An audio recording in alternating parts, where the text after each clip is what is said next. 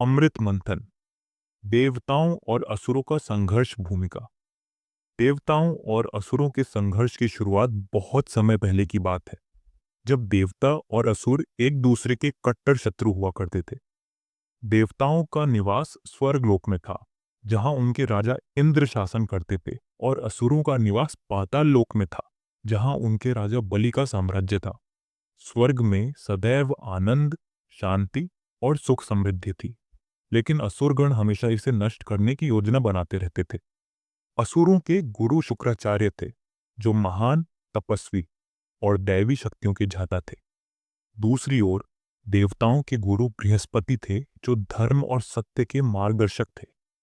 एक बार असुरों ने इंद्र पर आक्रमण कर दिया और देवताओं को पराजित कर दिया। असुरों की शक्ति बढ़ती गई और देवता अत्यंत दुर्बल हो गए। वे अपने राज्य से निर्वासित होकर इधर उधर भटकने लगे।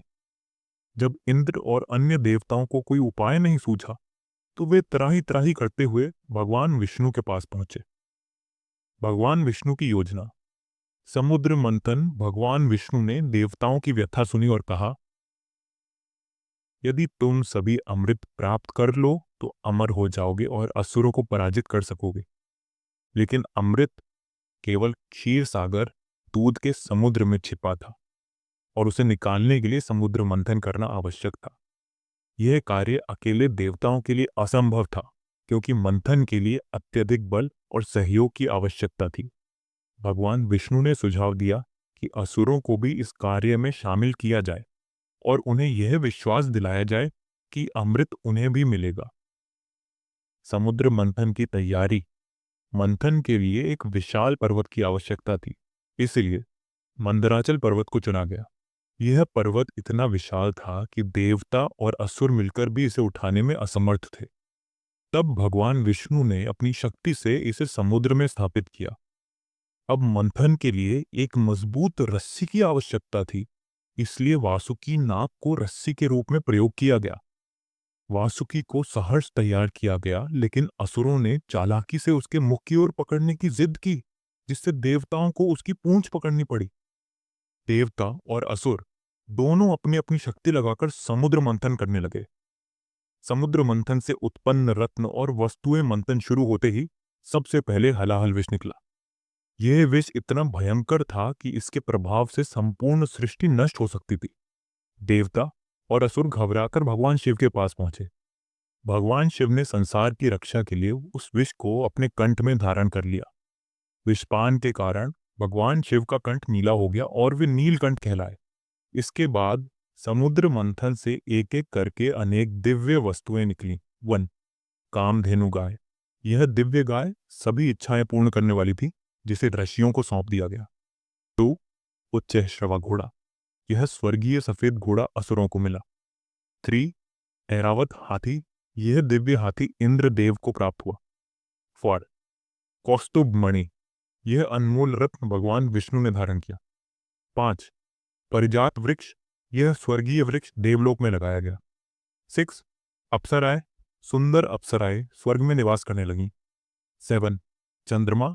इस चंद्रमा को भगवान शिव ने अपने मस्तक पर धारण कर लिया। 8. लक्ष्मी देवी। धन और समृद्धि की देवी प्रकट हुई और वे भगवान विष्णु की पत्नी बनी।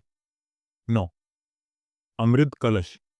अंत में अमृत से भरा एक दिव्य कलश निकला, जिसे देखकर असुर और देवता दोनों उत्साहित हो गए। अमृत पर असुरों का अधिकार और भगवान विष्णु की चतुराई। जैसे ही अमृत निकला, असुरों ने इसे छीन लिया और भाग गए। देवता निराश हो गए और भगवान विष्णु से सहायता मांगी। भगवान विष्णु ने मोहिनी का रूप धारण किया, एक अत्यंत सुंदर स्त्री का रूप, जिसने असुरों को मोहित कर दिया।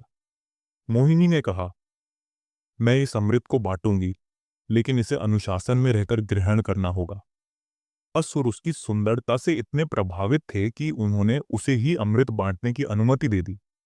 भगवान विष्णु ने चालाकी से अमृत केवल देवताओं को पिला दिया और असुरों को कुछ नहीं मिला। राहु केतु की कथा। असुरों में से एक राहु ने देवताओं का रूप धारण कर लिया और अमृत पीने बैठ गया, लेकिन सूर्य और चंद्रमा ने उसकी पहचान कर ली और भगवान विष्णु को सचेत कर दिया। भगवान विष्णु ने तुरंत अपने सुदर्शन चक्र से उसका सिर काट दिया, लेकिन तब तक राहु ने अमृत पी लिया था, जिससे उसका सिर अमर हो गया। इस कारण राहु का सिर और उसका धड़ अलग अलग जीवित रहने लगे और वे राहु केतु नामक ग्रह बन गए। आज भी राहु और केतु सूर्य और चंद्रमा से शत्रुता रखते हैं और ग्रहण के समय उन्हें ग्रसने का प्रयास करते हैं। असुरों की हार और देवताओं की विजय। जब असुरों को इस छल का पता चला तो वे क्रोधित हो गए और युद्ध छेड़ दिया। लेकिन तब तक देवता अमृत पीकर अमर हो चुके थे, इसलिए वे असुरों को पराजित करने में सक्षम हुए।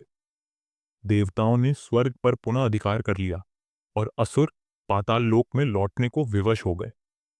कथा से मिलने वाली शिक्षाएं। 1, धैर्य और परिश्रम से कोई भी लक्ष्य प्राप्त किया जा सकता है।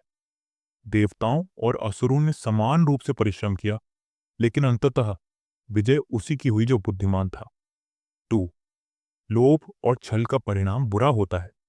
असुरों ने अमृत पाने का प्रयास किया, लेकिन भगवान विष्णु की चतुराई के कारण वे वंचित रह गए। 3, समाज में संतुलन जरूरी है। देवताओं और असुरों का संघर्ष हमेशा से रहा है, लेकिन सृष्टि का संतुलन बनाए रखना आवश्यक होता है। 4, त्याग और बलिदान का महत्व।